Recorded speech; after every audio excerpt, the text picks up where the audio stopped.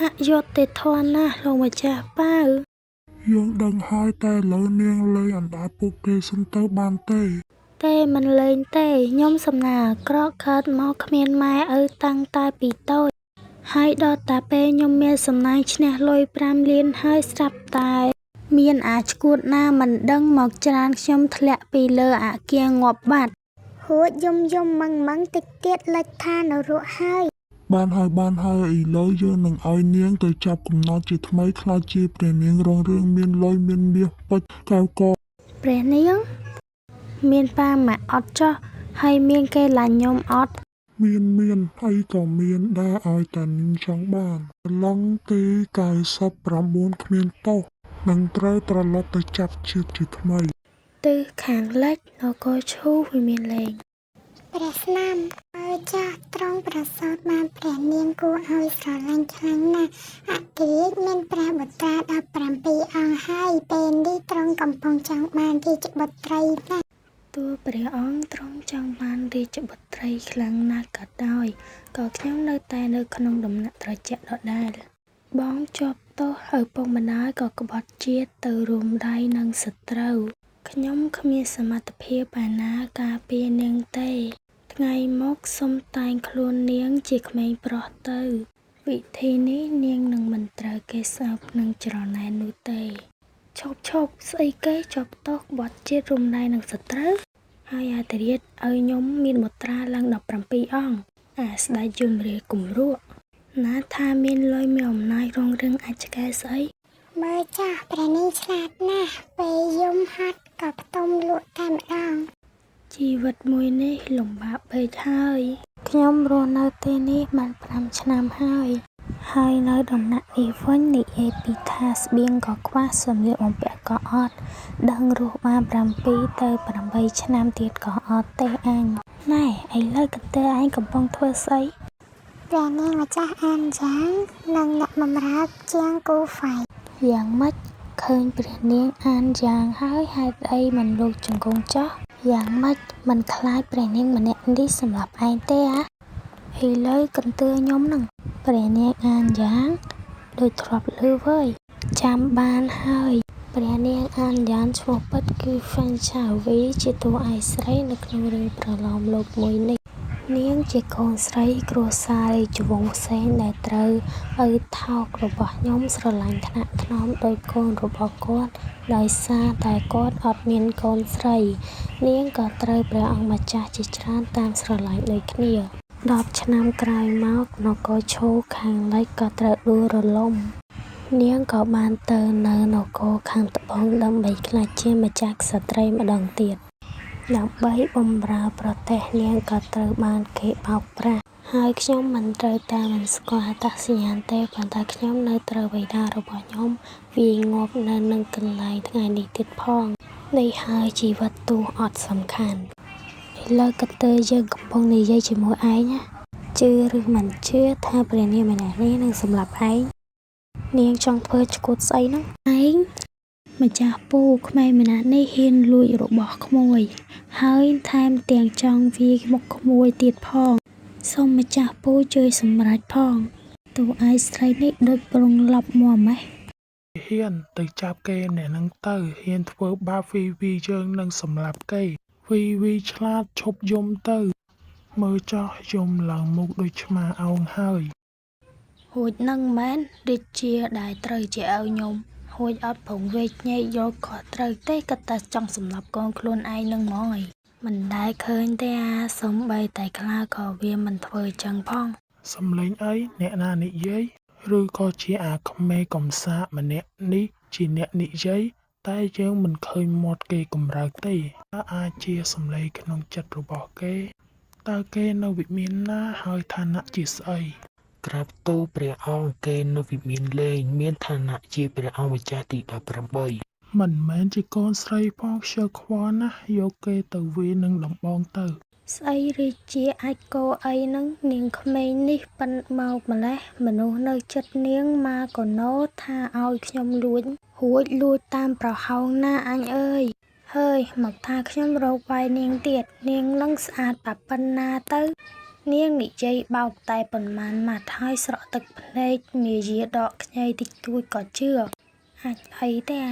ស្ដេចចង់ចឹងតើបានជានគរឈូ10ឆ្នាំទៀតអាលាយហ្នឹងដោយសារតែមានអាស្ដេចភ្លើចឹងហ្នឹង តាមម៉េចនគរឈូវិនាសគ្មានអ្នកណាលើគេនិយាយទេមានតែយើងម្នាក់ទេជប់សិនយើងមានរឿងចង់សួរគេ ថៃទៀតហើយនោះក្រែងចិត្តបញ្ជូនខ្ញុំទៅចាប់ជាតិជាថ្មីហើយតែ វីប្រាម្ចាស់ពូមកថាគេលួចអីពីឯង រាល់លើកឲ្យតែខ្ញុំនិយាយម្ចាស់ពូមិនដែលសួរអ្វីនោះទេហេតុអីក៏លើកនេះគាត់សួររកហេតុផលគឺនោះគេលួចកង់ដៃមាសរបស់ក្មួយពេលខ្ញុំចាប់បានគេក៏បោះទៅម្ខាងលោកភ្លាមងាប់ហើយអាណាគេឈួតទៅបោះចោលកង់ដៃនៅហ្នឹងអាណាគេក៏ដឹងតែភ្លាវដែរតែមិនស្រួលមានតែអាឈួតខ្លាំងងងឹតភ្នែកមើលអត់ដឹងយើងមើលដឹងហើយមិនបាច់មកប្រាប់យើងទេវីយើងស្រឡាញ់ឯងទៅផ្ដល់អ្វីៗឲ្យឯងគ្រប់យ៉ាងតែឯងបែរជាមកកុហកពូទៅវិញឬក៏ពូត្រូវហៅអ្នកយាមមកទៅឯងព្រមនិយាយការពិតម្ ចាស់ពូវីសុំទោសវីឈប់ធ្វើចឹងទៀតហើយ ទីហ៊ានយកខ្វឹងឆៅវីទៅឲ្យម្ចាស់ក្សត្រីយ៉ានេះតើឯងរៀននិយាយកុហកតាំងពីពេលណាឬក៏ចង់ឲ្យយើងបញ្ជូនឯងទៅវិញ ចំព្រះអង្គមានគោវិញមិនសោកស្រាប់តែឆ្លាតវិញចឹងអ្នកមីងជួយវីផងមិនអាចឲ្យវីទៅនគរវិញទេបើនាងទៅវិញព្រះអង្គនឹងមិននៅដំណាក់យើងទៀតទេព្រះអង្គទ្រង់ចង់ឃើញវីខូចចិត្តដែរឬក្រែងទ្រង់ស្រឡាញ់ព្រះនាងជាងគេមិនអញ្ចឹងឬ ឈប់និយាយដោយសារតែនាងខ្ជិលមិនព្រមបង្រៀនវីទៅនាងចេះកុហកបែបនេះនាងក៏ត្រូវរៀនពីច្បាប់វិន័យដូចគ្នាមិននឹកស្មានថាយើងលើក្មេងនេះនិយាយអ្វីក្នុងចិត្តនោះទេគេនិយាយជាការពិតទាំងអស់ប៉ុន្តែហេតុអ្វីបានជាយើងអាចឮថាក្មេងនេះនិយាយអ្វីឬគេជាបិសាច ហួចថៃគាត់ទៀតហើយនឹងមកមើលមុខខ្ញុំចម្លែកចឹងកាត់ចង់សម្លាប់ខ្ញុំទៀតហើយមែន ក្មេងនេះស្អាតណាស់ស្អាតជាង17អស់នោះទៅទៀតបើជាកូនស្រីប្រកាសជាគួរឲ្យស្រឡាញ់មិនខាន ចប់នៅហ្នឹង លោកអាម៉ាតយកគេទៅដំណាក់វិញទៅ មិនក៏ឪថៅរបស់ខ្ញុំថ្ងៃនឹងស្លាប់ជារាល់លើកចឹងតែយ៉ាងណាក៏ខ្ញុំមិនចាញ់បោកអីដែលយកមេដាខ្ញុំដាក់ក្នុងដំណាក់ត្រជាក់នោះដែរតាឪថៅរបស់ខ្ញុំរស់អត់បានយូរតែមើលទៅពេលដែលគាត់ដើរលើស្ពានកណ្ដាលបឹងនឹងមានមនុស្សច្រើនគាត់ហើយតែមិនក៏មិនទៅឪថៅចឹងអីខ្ជិលខ្វល់បើមិនដែរយល់មេដានឹងខ្ញុំផង ក្មេងនេះនៅលួចជេរយើងនៅក្នុងចិត្តទៀតគិតថាយើងអត់ដឹងមែនក៏មិន ព្រះអង្គម្ចាស់ទី18ទូបង្គំជូនទ្រង់មកវិញហើយទ្រង់ឆាប់ចូលទៅ លោកកុំភ្លេចប្រាប់ឪថៅគឺបិតាយើងផងនៅក្រោយសួនរាជលើស្ពានមុនឆ្លងត្រូវផឹកតែមួយពេលសិនទៅចាំឆ្លង ក្មេងម្នាក់នេះនិយាយថានគរខាងលិចនឹងនៅរលំក្នុងរយៈពេល10ឆ្នាំទៀតវាជារឿងធំប៉ុន្តែយើងមិនដឹងថាត្រូវបញ្ជាក់យ៉ាងម៉េចថាអីដែលគេនិយាយពិតឬក៏មិនពិតនោះហើយក្មេងនោះនិយាយថាយើងត្រូវបាក់ជើងដោយសារធ្លាក់បឹងយើងត្រូវតែបញ្ជាក់វាសាកលោមើល ព្រះអង្គម្ចាស់សូមទ្រង់ចាំបន្តិចក្រាបទូលទ្រង់ចង់សោយតែមួយពេលមុនពេលឆ្លងទៅម្ខាងទៀតសិនទេក្រាបទូល ច្បាស់ជាក្មេងនោះប្រាប់ឲ្យគេធ្វើបែបនេះហើយបើយើងសាកតាមក៏មិនខាតស្អីដូចគ្នាក៏បានយើងនឹងផឹកតែមួយពេលមុនពេលបន្ត 5 នាទីក្រោយមក ក្មេងឃើញស្អីផងមើលទៅក្មេងនោះបោកយើងច្បាស់ណាស់ ព្រះអង្គរដ្ឋមន្ត្រីជាច្រើនអ្នកកំពុងតែរងចាំត្រង់ពួកគេទាំងអស់គ្នានិយាយថាវាជាគ្រោះអាសន្ន មីងលាវប្រធានបន្ទប់សិក្សាអធិរាជ ទៅ មានរឿងនៅបន្ទប់សិក្សាព្រះអង្គស្ពានកណ្ដាលបឹងរលំហើយសំណាងហើយដែលយើងមិនបានឆ្លងទៅបន្ទប់សិក្សានៅកណ្ដាលបឹងអរគុណព្រះអង្គម្ចាស់ទី18ដែលបានជួយរំលឹកខ្ញុំ រំលឹកមើលទៅក្មេងនេះពិតជាមានទេពកោសល្យពិសេសសម្រាប់ទូទាអនាគតហើយមិញបើយើងដើរឆ្លងស្ពាននោះបើមិនងាប់ក៏ពិការដែរហើយនគរឈូនឹងខ្វះអ្នកដឹកនាំត្រូវរលំមិនយូរនោះទេមិញលាវបញ្ជូនមនុស្សរបួសទៅវិមាន ចុះព្រះអង្គវិញទ្រង់ចង់ยิงទៅណា ដំណាក់ត្រជាក់ មេដាបុតមកវិញហើយជាវបុតបំភ័យមេដាហើយ ម្ចាស់បងរបស់បុត្រក៏ចេញទៅដើរលេងបែបនេះដូចគ្នាតែមិនដឹងថាមានរឿងអីគេក៏ទៅចាប់ដាក់គុកមាតាមិនអាចឃើញគេបានទៀតទេក្នុងជីវិតនេះមាតាសល់តែបុត្រម្នាក់ប៉ុណ្ណោះមាតាកុំយំអីនៅពេល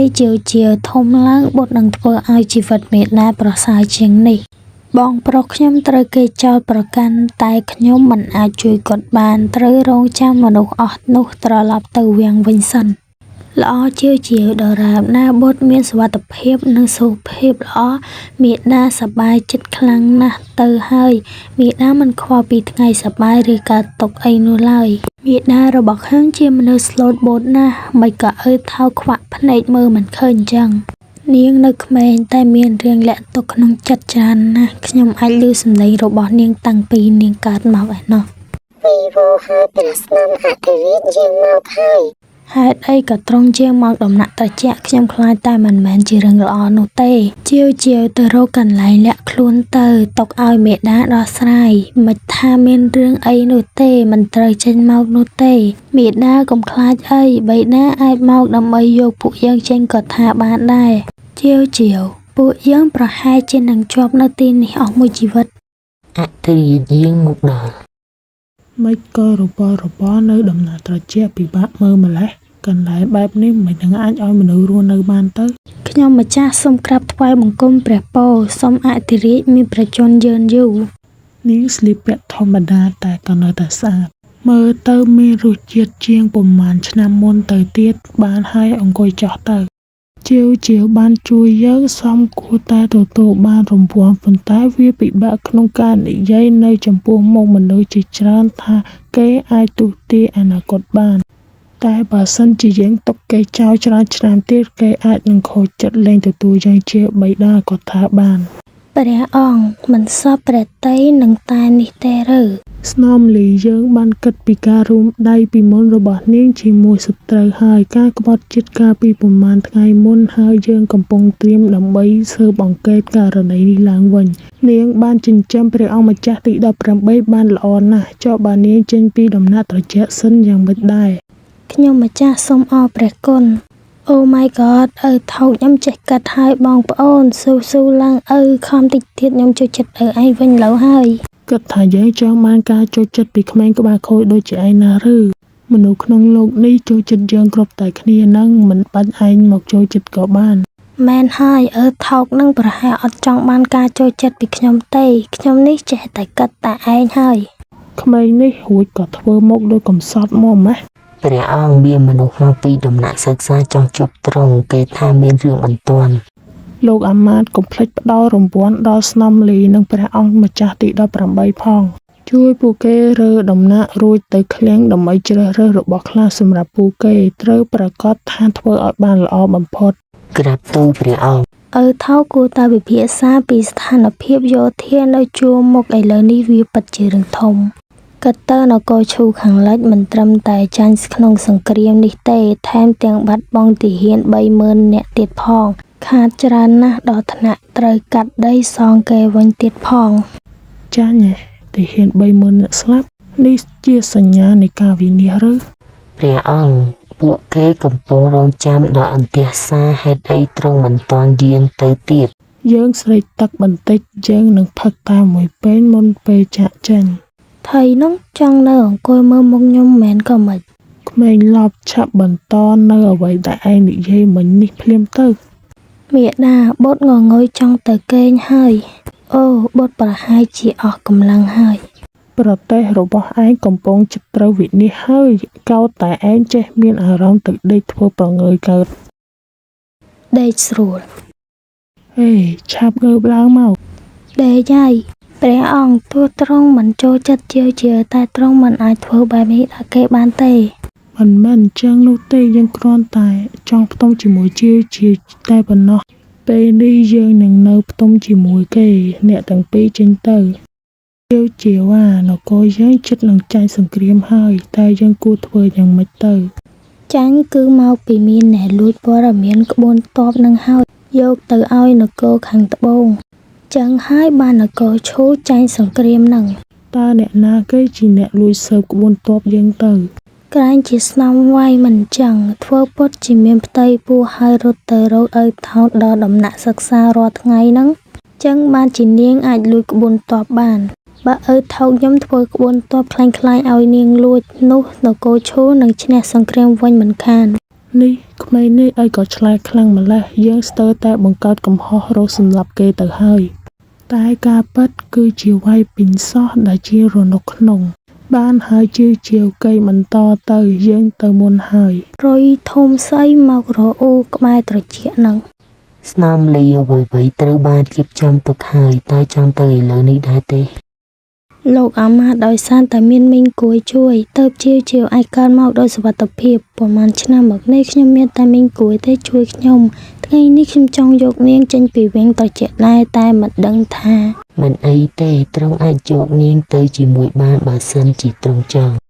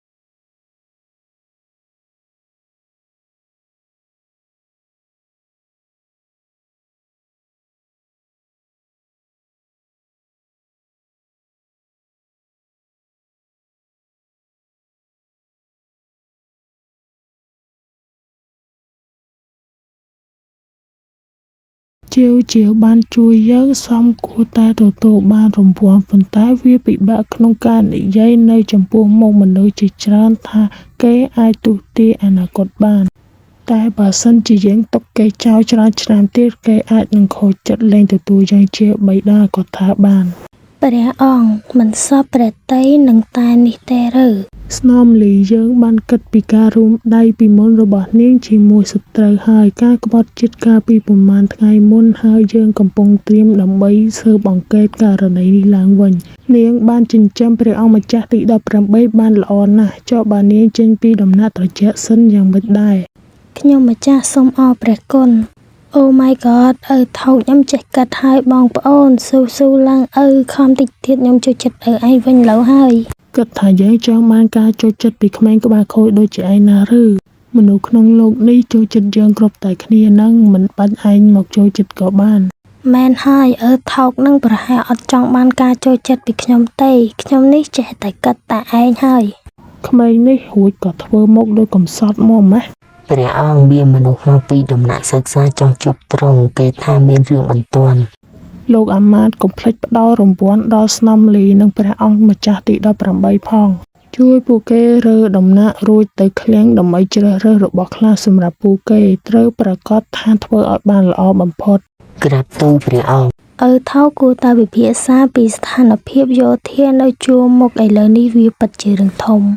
កាត់តើនគរឈូខាងលិចមិនត្រឹមតែចាញ់ក្នុងសង្គ្រាមនេះទេថែមទាំងបាត់បង់ទាហាន 30,000 នាក់ទៀតផងខាតច្រើនណាស់ដល់ថ្នាក់ត្រូវកាត់ដីសងគេវិញទៀតផង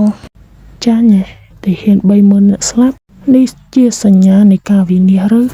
ព្រះអង្គពួកគេកំពុងរងចាំដល់អន្ទះសារហេតុអីទ្រង់មិនតាន់យាងទៅទៀត យើងស្រេកទឹកបន្តិចយើងនឹងផឹកតាមមួយពេលមុនពេលចាក់ចេញ ថៃនោះចង់នៅអង្គុយមើលមុខខ្ញុំមែនក៏មិន ក្មេងឡប់ឆាប់បន្តនៅអ្វីដែលឯងនិយាយមិញនេះភ្លាមទៅ មេដាបុតងងុយចង់ទៅគេងហើយអូបុតប្រហែលជាអស់កម្លាំងហើយ ប្រទេសរបស់ឯងកំពុងជិតត្រូវវិនាសហើយកោតតែឯងចេះមានអារម្មណ៍ទៅដេកធ្វើប្រងើយកើត ដេកស្រួល ហេឆាប់ងើបឡើងមក ដេកហើយព្រះអង្គទោះទ្រង់មិនចូលចិត្តជាតែទ្រង់មិនអាចធ្វើបែបនេះដល់គេបានទេ មិនមែនអញ្ចឹងនោះទេយើងគ្រាន់តែចង់ផ្ទុំជាមួយជាតែប៉ុណ្ណោះពេលនេះយើងនឹងនៅផ្ទុំជាមួយគេអ្នកទាំងពីរចេញទៅជាว่านគរយើងជិតនឹងចាញ់សង្គ្រាមហើយតែយើងគួរធ្វើយ៉ាងម៉េចទៅ ចាញ់គឺមកពីមានអ្នកលួចព័ត៌មានក្បួនទ័ពនឹងហើយយកទៅឲ្យនគរខាងត្បូងចឹងហើយបាននគរឈូចាញ់សង្គ្រាមនឹង តើអ្នកណាគេជាអ្នកលួចស៊ើបក្បួនទ័ពយើងទៅ ក្រែងជាស្នំវាយមិនចឹងធ្វើពុតជាមានផ្ទៃពោះហើយរត់ទៅរកឲ្យថោតដល់ដំណាក់សិក្សារាល់ថ្ងៃហ្នឹងចឹងបានជានាងអាចលួចក្បួនទ័ពបានបើឪថោកខ្ញុំធ្វើក្បួនទ័ពខ្លាញ់ឲ្យនាងលួចនោះនគរឈូនឹងឈ្នះសង្គ្រាមវិញមិនខាន នេះក្មេងនេះឲ្យក៏ឆ្លែកខ្លាំងម្ល៉េះយើងស្ទើរតែបង្កើតកំហុសរកសម្លាប់គេទៅហើយតែការពិតគឺជាវាយពីនសោះដែលជារនុកក្នុងបានហើយជឿជាវកៃបន្តទៅយើងទៅមុនហើយ រុយធំស្អីមករអ៊ូក្បែរត្រចៀកនឹង ស្នំលីអ្វីៗត្រូវបានរៀបចំទុកហើយតែចង់ទៅឥឡូវនេះដែរទេ លោកអាមាត្យដោយសារតែមានមីងគួយជួយទៅជាអាចកើតមកដោយសុវត្ថិភាពប្រហែលឆ្នាំមកនេះខ្ញុំមានតែមីងគួយទេជួយខ្ញុំថ្ងៃនេះខ្ញុំចង់យកនាងចេញពីវិញត្រជាក់ដែរតែមិនដឹងថា មិនអីទេទ្រង់អាចយកនាងទៅជាមួយបានបើសិនជាទ្រង់ចង់ ល្អណាស់មីងគូនឹងបានមកនៅជាមួយគ្នាចាប់ពីថ្ងៃនេះតទៅនឹងមានការចាប់ផ្ដើមជាថ្មីខ្ញុំច្រណែនណាមីងគូណាស់បើដឹងចឹងខ្ញុំនឹងខិតខំបម្រើយកចិត្តស្នំលីនឹងជាហើយអ្នកណាទៅគិតថានារីដែលធ្លាប់នៅក្នុងវែងត្រជាក់នៅតែអាចចេញបាន 7 ថ្ងៃក្រោយដំណាក់សិក្សា បន្ទាប់ពីបានស្ដាប់ពាក្យរបស់ជាវយើងបានបង្កើតព័ត៌មានคล้ายសម្រាប់វាយពីនដែលជារោគនុកក្នុងឲ្យលួចទៅបញ្ជាទាហានជួរមុខឲ្យបង្កើតទ័ពស្ទាក់ចាប់កូនចៅអាណាចក្រខាងត្បូងយើងច្បាស់ជាឈ្នះក្រោយពីវាដណ្ដើមយកអាណាចក្រខាងត្បូងអស់ជាច្រើនឆ្នាំមកនេះជាលើកទី1ដែលយើងឈ្នះខ្លាំងដល់ថ្នាក់នេះ ព្រះអង្គពិតជាមានរនុកក្នុងទៅនិយាយជាមួយនឹងនគរខាងត្បូងមែនព្រះចៅអគ្គមានប្រជាធ្វើការណែនាំដើម្បីបញ្ជាព័ត៌មានក្បួនទ័ពនិងបង្វឹកការបរាជ័យទៅជាជំនះ យើងនឹងទៅដំណាក់ឈីងសួយព្រះអង្គខ្ញុំមានរឿងបន្ទាន់ខ្ញុំសមតែស្លាប់មុនពេលទូបង្គំស្លាប់ទូបង្គំចង់ប្រាប់ព្រះអង្គរឿងមួយលោកមន្ត្រីជាមនុស្សល្អណាស់មិនក៏សុកមកនិយាយអីបែបនេះទូបង្គំបានទីមើលផ្ទៃមេឃពេលយប់ហើយបានដឹងថានគរឈូខាងលិចនឹងប្រឈមមុខនឹងការបំផ្លាញប្រទេសក្នុងរយៈពេល10ឆ្នាំខាងមុខប៉ុន្តែមានការពន្យល់មួយគឺព្រះអង្គម្ចាស់ទី18មិនថាមានរឿងអីកើតឡើងក៏ដោយទ្រង់ត្រូវតែការពារព្រះអង្គម្ចាស់ទី18យើងដឹងហើយតែយើងចង់សួរលោកថាយើងនឹងគ្មានថ្ងៃអាចមានរាជបុត្រីទេឬនេះជារឿងអាចកំបាំងទូបង្គំមិនអាចទូបាននោះទេលោកមន្ត្រីអធិរាជយាងមកដល់ លោកមន្ត្រីស្លាប់បែបនេះមិនមែនជារឿងធម្មតានោះឡើយឬមួយព្រះបានដាក់ទោសគេដោយលាតត្រដាងអាថ៌កំបាំងនៃការបង្ក្រាបប្រទេស ថ្វាយបង្គំព្រះអង្គឈ្នះសង្គ្រាមហើយថៃមិនមុខមិនតិចទៀតអូត្រូវហើយគឺលោកមន្ត្រីមែននោះបានស្លាប់ គេដឹងរឿងនេះលោកមន្ត្រីស្រាប់តែស្លាប់តើមិនដឹងថាមកពីអស់អាយុរបស់គាត់បានផុតកំណត់ឬក៏មានមូលហេតុផ្សេងនៃការស្លាប់ ហួចថៃលោកថោកឯហ្នឹងគឺមកពីគាត់អស់អាយុហ្នឹងហើយ គាត់អស់អាយុសោះអស់ចាណាស់យើងនឹងមិនមានអារម្មណ៍ថាមានកំហុសអស់មួយជីវិត នេះខ្ញុំត្រូវប្រកញ្ចាស់នេះថើបអាយតពខ្ញុំប្រឡាក់ហើយឪឈ្មោះឪឡប់ចេញទៅនេះមិនមែនជាគ្រួសារនោះទេមិនក៏សុកសោះឪអត់ខួររបស់ខ្ញុំហក់មកថើបខ្ញុំបែបនេះនៅមានមេដាថើបក្នុងពេលតែមួយទៀតទោះបីជាយ៉ាងណាក្នុងជីវិតមុនរបស់ខ្ញុំគ្មានឪពុកឬម្ដាយពេលនេះខ្ញុំពិតជាមានអារម្មណ៍ស្រស់ស្រាយពេលមានឪពុកម្ដាយបែបនេះជីវិតមុនជឿគ្មានឪពុកម្ដាយទេមិនអីទេជឿជីវិតនេះមេដានឹងផ្ដល់ក្តីស្រឡាញ់របស់មេដាទាំងអស់ដល់បុត្របិតានឹងធ្វើល្អចំពោះបុត្រដូចគ្នា ព្រះស្នំទាំងនេះគឺជាអំណោយរបស់អធិរាជអ្នកបានបញ្ជូនមកគ្មានស្នំណាម្នាក់ត្រូវទទួលបានអំណោយច្រើនបែបនេះពីមុនមកទេ មេដាតើជាអាចសុំស្លៀកសម្លៀកបំពាក់កូនស្រីបានទេមិនទាន់បានទេជាមេដានៅតែមានឈ្មោះជាជនក្បត់ជាតិនៅឡើយតាយាយរបស់បុត្រក៏ត្រូវនិរទេសទៅកន្លែងត្រជាក់បំផុតទៀតគ្មានអ្នកណាឮពីពួកគាត់ទៀតទេពួកយើងនឹកសោយនៅឡើយ ព្រះស្នំឈិញកំពុងមកសួរសុខទុក្ខតើគួររៀបចំអាហារអ្វីទទួលទៅ ស្នំឈិញនាងជាស្នំដែលចិត្តស្និទ្ធនឹងស្នំវាយនោះឬនាងមករស់ស្អីស្នំឈិញជាមនុស្សក្រឡេកក្រឡុចឲ្យតែដឹងថាស្នំម្នាក់ណាទទួលបានចំណាប់អារម្មណ៍និងឈ្មោះទៅចិត្តនឹងស្នំនោះហើយបើនាងមកចិត្តពួកយើងម្ដាយកូនយើងនឹងស្លាប់មិនខានទេមនុស្សពិតជាស្គាល់មុខមិនស្គាល់ចរិតពិតមែន ពីងគួយអាចសុំឲ្យអ្នកណាម្នាក់រៀបចំម្ហូបខ្លះបានមិនចាំបាច់រៀបចំអ្វីពិសេសនោះឡើយ ព្រះស្នំតែអធិរាជបាននិយាយថាឲ្យរៀបចំអាហារដែលជាចំណូលចិត្តរបស់ស្នំឲ្យឈិញជំនួស ប៉ុន្មានឆ្នាំចុងក្រោយនេះនៅពេលដែលខ្ញុំត្រូវបានបណ្ដេញចេញពីរាជវាំងទៅនៅដំណាក់ត្រជាក់នោះស្នំឈិញមិនដែលអើពើនឹងខ្ញុំទេទោះបីជីវិតរបស់ខ្ញុំប្រៀបដូចត្រូវបានព្យួរដោយអំបោះក៏ដោយក៏នាងមិនដានបង្ហាញការព្រួយបារម្ភអ្វីឡើយព្រោះនាងជាមនុស្សមិនស្មោះត្រង់ហេតុអ្វីបានខ្ញុំត្រូវយកចិត្តទុកដាក់នឹងនាង ព្រះចាអធិរាជធ្លាប់មានបន្ទូលថាស្នំឈិញជាបងស្រីដ៏ល្អម្នាក់ប៉ុន្តែខ្ញុំបម្រើវាចំណាស់គិតថាបើនាងចាប់ទុកពួកយើងដូចជាបងប្អូនស្រីមកមិនបានជានាងមិនអើពើនឹងយើងជាស្រាយឆ្នាំមកនេះពេលនឹងល្អណាស់ដែលព្រះស្នំអាចមើលដឹងមុននោះ ព្រះនាងម្ចាស់ខ្ញុំត្រឡប់មកវិញហើយខ្ញុំម្ចាស់ពិតជាបានសុំទៅមើលដំណាក់ឈានសួយពិតមែនខ្ញុំម្ចាស់នឹងសម្លាប់ទាំងម៉ែទាំងកូនឲ្យបានបើខ្ញុំម្ចាស់ធ្វើមិនបានទេទ្រង់អាចឲ្យគេកាត់ក្បាលខ្ញុំម្ចាស់ទៅឲ្យស្នំលីលេងជាការកំសាន្តបានហើយយើងនឹងរងចាំមើលស្នំឈិញថាពិតជាមានប្រយោជន៍សម្រាប់យើងមែនឬអត់ប្អូនស្រីល្អរបស់បងមកដល់ហើយបងស្រីមកដល់ហើយចូលមកអង្គុយសិនទៅនាងលីមិនបានឃើញខ្ញុំប្រហែលឆ្នាំហើយនាងគួរតែរំភើបចិត្តខ្លាំងនឹងរត់អោបខ្ញុំហើយប្រាប់ខ្ញុំពីអ្វីដែលមានក្នុងចិត្តនាងប្រហែលឆ្នាំកន្លងមកនេះត្រូវទេព្រះអង្គម្ចាស់ទី18ធំលឿនដល់ហើយមកនេះមកគេសុំមកមួយស្រីថ្មកុំមកប៉ះពាល់យើងកុំជ្រោពេកឲ្យសោះប្អូនស្រីដំណាក់ថ្មីរបស់ឯងស្អាតណាស់មិនដូចដំណាក់ឈានសួយរបស់បងនោះទេគឺខូចគុណភាពនឹងលិចទឹកពេញនឹងបងមកប្រាប់ខ្ញុំនឹងគិតថាខ្ញុំជាជាងជួសជុលផ្ទះប្រាប់ប្អូនក៏អត់ប្រយោជន៍ដែរព្រោះប្អូនអត់ចេះធ្វើផ្ទះទេបងដឹងហើយតែពេលនេះបងគ្មានប្រាស់ទេគេចំអកលក់លើយបងពេញតែនឹងបងមានសមត្ថភាពឯណាទៅជួសជុលផ្ទះហ៎អត់សមត្ថភាពតែមើលក្រណាត់បងទៅសុទ្ធតែប្រេងសូត្រទៀតលយម៉េះ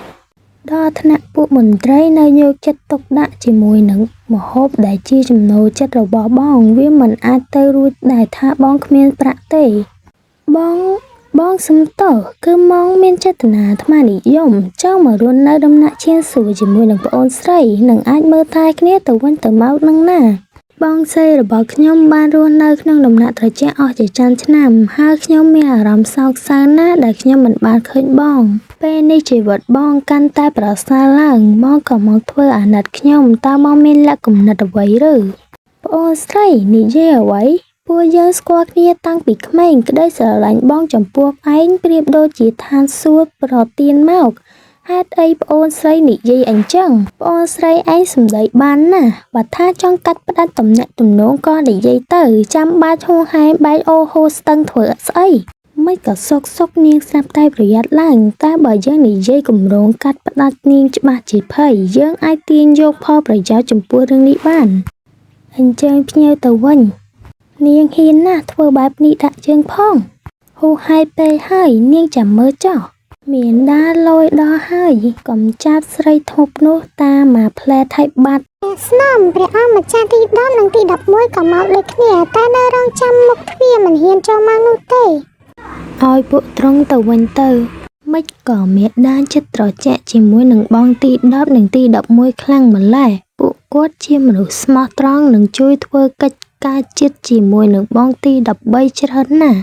បន្ទាប់ពីឧបទ្ទហេតុរបស់បងទី13ពួកគេទាំងពីរបានជួយសង្គ្រោះមនុស្សចំនួនច្រើនណាស់ដើម្បីតែបងទី13ពួកគាត់មិនបានមានប្រពន្ធឬកូនអ្វីឡើយចុងក្រោយពួកគាត់ក៏ត្រូវគ្រោះថ្នាក់ស្លាប់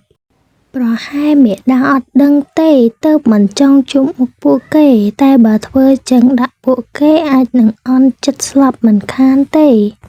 មេដាឲ្យពួកគេចូលមកបានទេពួកគាត់ជាបងប្រុសល្អទេបានមីងគួយហៅពួកត្រង់ចូលមកចោះ